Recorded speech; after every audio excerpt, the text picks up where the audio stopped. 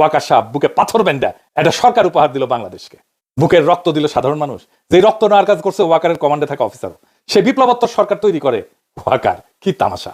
দেশের মানুষ যে রাষ্ট্রের একটা বদল চাইছিল সেইটারে কব্বর দেওয়ার চেষ্টা হইলো, মাঠে নামাইলো বুদ্ধিজীবীদেরকে, শুরু হইলো তাদের বিরুদ্ধে আক্রমণ যারা একটা বিপ্লবী সরকার চাইতেছিল। একদিকে ডাক্তার জাহেদ, তাসনিম খলিলের মতো সুশীল, আর একদিকে ওয়াকারের পোত বালকের মতো কুত্তা, বিরানি আলমের মতো মাদার বোর্ডেরা, আর সাথে জুটলো নাম কইলাম না, আমাদের দাবরানির উপরে রাখলো। অভিযোগ কি? আমরা নির্বাচন চাই না। আমাদের সবার মনে যে কথাটা ফাল পারে নেতৃদিন, আজকে তার জবাবটা পাইবেন। আমি কেমনে আপনার আমার সবার মনের কথা জানি? আমি খালি আপনার মনের কথা জানি না, আপনিও আমার মনের কথা জানেন। এটা আসলে পুরা জাতির মনের কথা। কি সেটা? এক নাম্বার কথা হইতেছে, ইলেকশন কি আদৌ হবে? 2 নাম্বার, ইলেকশন নিয়ে সবার মনে শঙ্কা কেন? 3 নাম্বার, কারা চায় না ইলেকশন হোক? এই 3 প্রশ্নের জবাব দেওয়ার আগে আমাদের এক লম্বা কাহিনী শুনতে হবে। আশা করি শুনতে খারাপ লাগবে না, কারণ এই কাহিনীর মধ্যে আপনার অনেক প্রশ্নের জবাব আপনি পেয়ে যাবেন। প্রথমে শুরু করি এরশাদ বিরোধী আন্দোলন দিয়া। এরশাদের বিরুদ্ধে আওয়ামী লীগ আর বিএনপি, 2 রাজনৈতিক দলের রাজনৈতিক লড়াইয়ের ফলে এরশাদের পতন হয়। মুজিবের বিরুদ্ধে কোনো শক্তিশালী রাজনৈতিক লড়াই রাজনৈতিক দলগুলো গড়ে তুলতে পারেনি। মুজিবের পতন হয় অপ্রচলিত এক শক্তির হাতে। আর ওই পলিটিক্যাল ভ্যাকুয়ামটা পূরণ করার জন্যই বিএনপির মতো একটা দলের জন্ম হয়। তখন এমন কোনো রাজনৈতিক দল ছিল না যে ওই পলিটিক্যাল ভ্যাকুয়ামটা পূরণ করতে পারে। হাসিনাকেও কোনো রাজনৈতিক দল উৎখাত করতে পারেনি।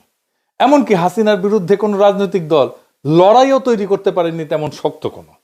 হাসিনার পতন হয়েছে রাজনৈতিক দলের বাইরের শক্তির হাতে। এই বাইরের রাজনৈতিক শক্তি শুধু ছাত্ররা না, রাজনৈতিক দলের বাইরের শক্তি অনেকগুলো ছিল, অনেক কয়জন দাঁড়ায় গেছিল। এরা কারা কারা? এদের চেনা কঠিন না। এরা এক একটা রাজনৈতিক লড়াইয়ের মধ্যে দিয়ে রাজনৈতিক শক্তি হয়ে উঠছে। আসেন দেখি তারা কারা। হাসিনার আমলে হাসিনার শাসনকে নাড়া দিতে পারছে সত্যিকার অর্থে 4টা আন্দোলন, যে আন্দোলনগুলোতে সাধারণ মানুষ সম্পৃক্ত হয়েছিল। রাজনৈতিক দলগুলো আন্দোলন করছে, জামাত আন্দোলন করছে আগে, বিএনপি আগে আন্দোলন করছে, কিন্তু সাধারণ মানুষ সেটাতে সম্পৃক্ত হয় নাই।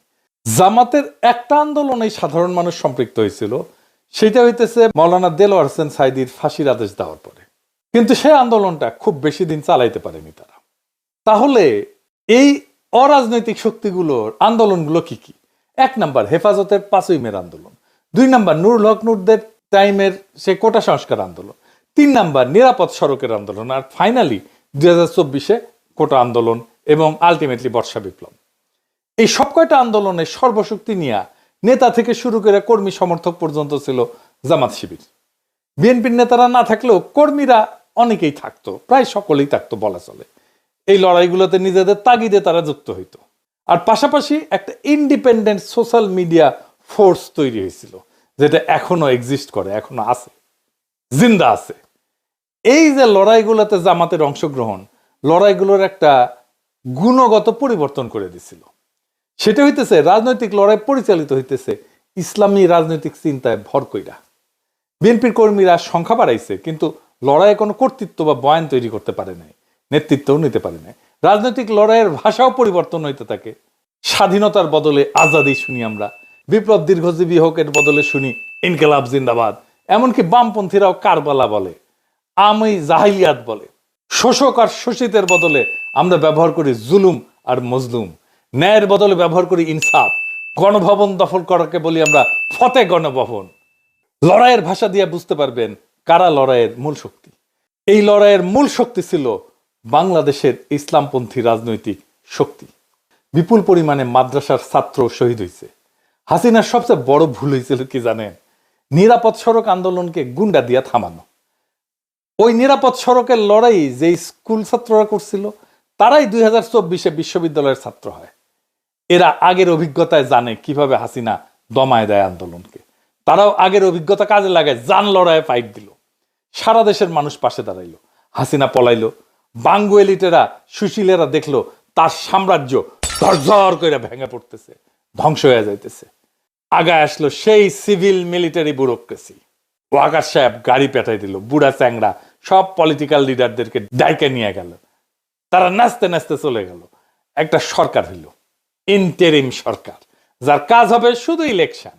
ওয়াকার সাহেব বুকে পাথর বেঁধে একটা সরকার উপহার দিল বাংলাদেশকে। বুকের রক্ত দিল সাধারণ মানুষ, যে রক্ত নেওয়ার কাজ করছে ওয়াকারের কমান্ডে থাকা অফিসারও। সে বিপ্লবোত্তর সরকার তৈরি করে ওয়াকার। কি তামাশা! দেশের মানুষ যে রাষ্ট্রের একটা বদল চাইছিল সেইটারে কব্বর দেওয়ার চেষ্টা হইল। মাঠে নামাইলো বুদ্ধিজীবীদেরকে, শুরু হইলো তাদের বিরুদ্ধে আক্রমণ যারা একটা বিপ্লবী সরকার চাইতেছিল। একদিকে ডাক্তার জাহেদ, তাসনিম খলিলের মতো সুশীল, আর একদিকে ওয়াকারের পোত বালকের মতো কুত্তা সুতারা, বিরানি আলমের মতো মাদার বোর্ডেরা, আর সাথে জুটলো নটি মাগিরা, নাম কইলাম না, আমাদের দাবরানির উপরে রাখলো। অভিযোগ কি? আমরা নির্বাচন চাই না, আমরা কামান চাইছিলাম। প্রফেসর ইউনূস আমাদের পিস্তল দিতেছিল, অন্তত যেন সেইটা পাই, দুধের স্বাদ যেন ঘোলে মিটাইতে পারি, সেইটা করতে চাইছিলাম, সেটাও করতে দেবে না। ডাক্তার জাহেদের কথাগুলো দেখেন, এটা বিপ্লব না, তার মূল কথা ছিল বিপ্লব হইলে তো একটা আমূল পরিবর্তনের পথে আগাইতে হবে, সেটা তারা আগাইতে দেবে না। এদের মূল চিন্তা হইল একটাই, কি সেটা? সেই চিন্তা হইতেছে আপাতত তো ঠেকানো গেছে, ধ্বংস হওয়া এস্টাবলিশমেন্টটা যা এতদিন ধরে চলছে, কিন্তু শেষ রক্ষা হবে কি? এই লড়াইয়ের মধ্যে দিয়ে বাংলাদেশে ইসলামী একটা শক্তি উত্থিত হয়েছে, এইটারে কেমনে সামলানো যাবে? এরা যদি আবার ভাঙ্গা ফেলে সবকিছু পুরানো কাঠামোকে, তখন শুরু হইল সংস্কার নিয়ে টালবাহানা, সরকারের বৈধতা নিয়ে প্রশ্ন। 31 দফাই নাকি সংস্কার। এই 55 বছর ধরে চলে আসা লুটপাটের বন্দোবস্ত কিভাবে টিকায় রাখা যায়, এই নিয়ে একটা ঐক্য হইল। কার কার ঐক্য হইল? ওয়াকার, বিএনপি আর ওয়াকারের সাথে নিঃশব্দে আওয়ামী লীগ আর ভারতের মধ্যে। আওয়ামী লীগের সাথে বিএনপির ঘুটু আছে, এটা তো বানায় বলতেছি না। আপনার এলাকায় আওয়ামী লীগ কার শেল্টারে আছে দেখেন। এস আলমের ব্যবসা দেখে সালাউদ্দিন সাহেব, এস আলমের গাড়ি সরায় বহিষ্কৃত হয়েছিল যারা, তাদেরকে আবার ফিরায় নেওয়া হয়েছে। তাহলে সামে বহিষ্কার করছিল, এমনি এমনি মিশামিশি হুদাহুদি বহিষ্কার করছিল, দেখানোর জন্য বহিষ্কার করে। যতজনকে বহিষ্কার করছে সবাইকে ফিরত নিছে। আপনি হিসাব করে দেখেন, বিএনপি বিএনপি দেখায় বহিষ্কার করছে, তার কিছুদিন পরে সামে আসতে কইরা তাদেরকে ফিরায় নেয় দলে, সব কয়টারে ফিরায় নিছে। দেখেন ওদেরকে আবার ফিরে নিছে, ওকে আবার নমিনেশনও দেওয়া হয়েছে। বিএনপি তারেক রহমানের সাথে লন্ডনে গিয়ে দেখা করে। এইসব স্থগিতাদেশ, বহিষ্কার সব লোক দেখানো কাজ। ফজা পাগলার তো প্রাথমিক সদস্য পদ স্থগিত হয়েছে, অগাস্ট মাসে স্থগিত করছে 3 মাসের জন্য। তো তাইলে নমিনেশন পাই কিভাবে? ওর তো সদস্য পদই নাই। আর একটা মজা দেখায়, বিএনপির একটা নীতি নিছিল, এক পরিবার এক প্রার্থী। যে দেখেন, মানে এক পরিবার থেকে একজনই প্রার্থী হবে। খন্দকার মোশাররফ এসে গল্প করে কইছেন, দেখেছেন আমরা এক পরিবার থেকে একজনের বেশি প্রার্থী দেই নাই। হ্যাঁ, তাই তো, এক পরিবার থেকে তো একজনের বেশি প্রার্থী দেন নাই তো, তাই না? তারেক রহমানের পরিবার থেকে তো 2 জন প্রার্থী, তারেক রহমান আর বেগম খালেদা জিয়া। মানে নীতি সবার জন্য, ওনাদের জন্য না, তাই না? ওনারা নীতির উপরে, হুদাই নীতি কথা তাইলে কর দরকার আছে। এর মধ্যে বিএনপি প্রফেসর ইউনূসের সরকারে কাউরে কাউরে তার কোলে নিয়ে নিছে, যেন তারা একসাথে এই সিস্টেমটাকে টিকায় রাখতে পারে। এতদিন তারা মোটামুটি খোশ মেজাজেই ছিল, কিন্তু সব হিসাব তাদের পাল্টে গেল। একটা ভয় তাদের তারায় ফেরতেছে সেই দিন থেকে, বিরাট একটা ভয়। কি সেই ভয়? আর কেন তাদেরকে তারায় ফেরতেছে, আর কোন দিন থেকে তারা ভয় পাইতেছে, সেই জিনিসটা আসেন বুঝে দেখি।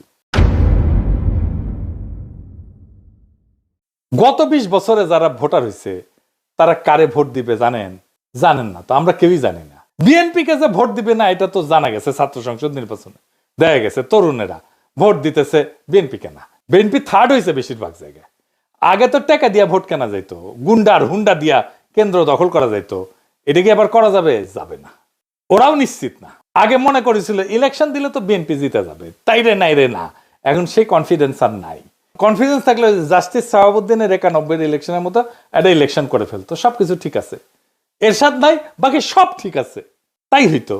ওইটা করলে একটা মোটামুটি ফেয়ার ইলেকশন দিত। যদিও ফেয়ার ইলেকশন দিলে 91 মতো চমক আসতে পারে। 91 কি হয়েছিল জানেন? আর্মি, প্রশাসন, পুলিশ, ব্যুরোক্রেসি, এমনকি বিএনপিও মনে করেছিল আওয়ামী লীগ ক্ষমতা আসবে। ক্ষমতা আসলো বিএনপি। ওই একই অবস্থা হবে এবার। আর্মি তো বিএনপির সাপোর্ট দিতেছে, ওয়াকার দিতেছে, প্রফেসর ইউনূসের সরকারের কিছু উপদেষ্টাও কাজ করতেছে বিএনপির জন্য। কিছু যে ভিড়িছে, বিএনপি কইছে আপনাকে রাখবো আমরা পরের সরকারে, আর আনন্দে চলে গেছে আর কি। জামাত মনে করে যে বিএনপি ক্ষমতা আসতেছে, কিন্তু ডিপ স্টেট এটা মনে করে না। তারা সেই জন্য 2008 সালের নির্বাচনের মতো ব্যবস্থা করতে যাচ্ছে, যেখানে সুনিপুণ ভাবে গোয়েন্দা সংস্থা নিয়ন্ত্রিত একটা ইলেকশন হবে।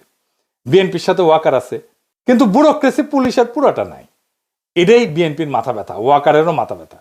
প্রফেসর ইউনূসের বেশ কিছু উপদেষ্টা কবজা করে ফেলছে, তাই বিএনপি প্রশাসন আর পুলিশ আর ব্যুরোক্রেসিকে কিভাবে কবজা করা যায় এই ঘুটু করিচ্ছে।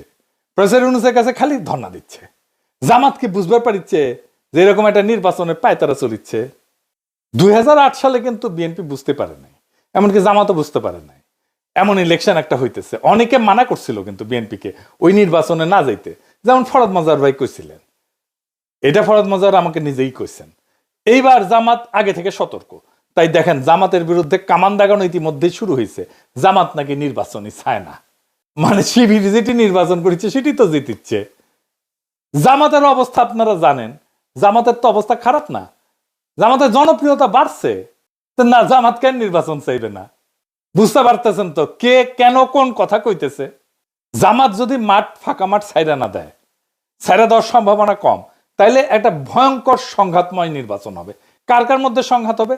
যারা একটা পাতানো নির্বাচন করতে চাইতেছে আর যারা নির্বাচনে বিজয়ী হইতে চায়, জনগণের যাদের সমর্থন আছে।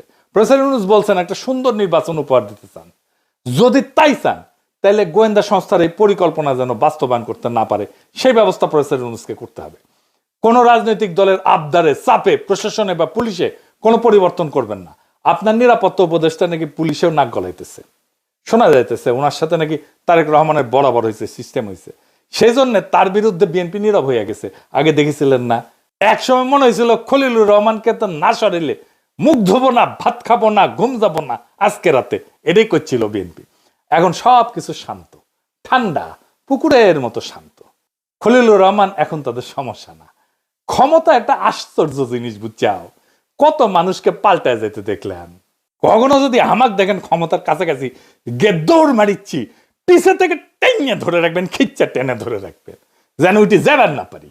যাই হোক, বাংলাদেশের দুর্ভাগ্য হইতেছে মুষ্টিমেয় এলিট সংখ্যাগুরু মানুষকে শাসন করে সব সময়। আর সংখ্যাগুরু মানুষ এই এলিটদেরকে উৎখাত করার জন্য রক্ত দেয়, তারপর আবার বুঝাই টুজাই আবার এলিটরা এসে বসে পড়ে। এই ব্যবস্থাকে উৎখাত করার সুযোগ এসেছিল 5ই আগস্টে, আমরা হারাইছি সেই সুযোগ। সামনে নির্বাচনে যদি সিস্টেম করে জিতায় দেওয়ার চেষ্টা করা হয়, তাহলে বিপ্লবের যেটুকু অবশিষ্ট আছে না, তা ধ্বংস হয়ে যাবে। এখন আপনাদের কাছে প্রশ্ন, এই বিপ্লবকে কি ধ্বংস হইতে দিবেন? তবে এখন সময় কেবল অভিযোগ বা হতাশার না। আমি হতাশ হইতে নিষেধ করি। এখন সময় জায়গায় ওঠার, এক হওয়ার, আর নিজের ভবিষ্যৎ নিজের হাতে নেওয়ার। এটাই আমাদেরকে রক্ষা করবে। ইতিহাস বলছে যখন জাতি বিভক্ত হয় তখন এই এলিটেরা, শোষকেরা টিকে যায়, কিন্তু যখন মানুষ সচেতন, ঐক্যবদ্ধ, সাহসী হয়, তখন কোনো কৃত্রিম শক্তি তাকে দমায় রাখতে পারে না। এই যে যারা যারা এক হয়েছে, আওয়ামী লীগ, ভারত, ওয়াকার, বিএনপি, প্রফেসর ইউনূসের কিছু উপদেষ্টা, এগুলো কৃত্রিম শক্তি। এই শক্তি দমায় রাখতে পারবে না বাংলাদেশের সাধারণ মানুষকে। আমাদের তরুণদের রক্ত, স্কুল কলেজ বিশ্ববিদ্যালয়ের ছাত্রদের আত্মত্যাগ, সাধারণ মানুষের ন্যায়বোধ, তাদের লড়াইয়ের ক্ষমতা, এগুলো নিছক স্মৃতি কথা না, এগুলো ভবিষ্যতের ভিত্তি। এগুলোকে রক্ষা করতে হবে শুধু কথায় না, কর্মে, সততায়, সংগঠনে, তথ্যে, আইনে, নৈতিক প্রতিরোধের মাধ্যমে। এইবার আমাদেরকে ভাবতে হবে আমরা কি কেবল কথা বলবো নাকি বদল আনবো। ভয়, অপপ্রচার আর বিভক্তিকে হারাইতে হইলে লাগবে ধৈর্য, পরিকল্পনা আর সাহস। এখনই সময় সেই সাহস দেখানোর। এই দেশটা আমাদের, এই দেশ এলিটদের না, এই দেশ সংখ্যাগরিষ্ঠ সাধারণ দরিদ্র মানুষের। এই ইতিহাসও আমাদের। যারা রক্ত দিছে তারা চায় আমরা যেন ভয় না পাই। অন্ধকার যত গভীরই হোক, ভোরের আলো আসবেই যদি আমরা একসাথে থাকি এবং বিশ্বাস করি যে পরিবর্তন কেবল সম্ভব না, পরিবর্তন অপরিহার্য। সামনের ভোটের জন্য তৈরি হন। কাকে ভোট দেবেন সেটা নিয়ে আলাপ হবে, আলাপ করা যাবে, কিন্তু কাকে ভোট দেবেন না সেইটা এখনই ঠিক করে ফেলেন। কাকে ভোট দেবেন না সেটা আমার মুখ ফুটে বলে দেওয়ার দরকার নাই, আপনারা নিজেরাই জানেন। এটাই বিজয়ের প্রথম ধাপ। আমরা এই নির্বাচনে বেহাত বিপ্লবের পুনর্দখল করতে পারবো ইনশাল্লাহ, যদি আমরা এক থাকি, যদি আমাদের কৌশল ঠিক থাকে, যদি আমাদের সাহস, সততা এবং লক্ষ্য স্থির থাকে। ইনকিলাব জিন্দাবাদ।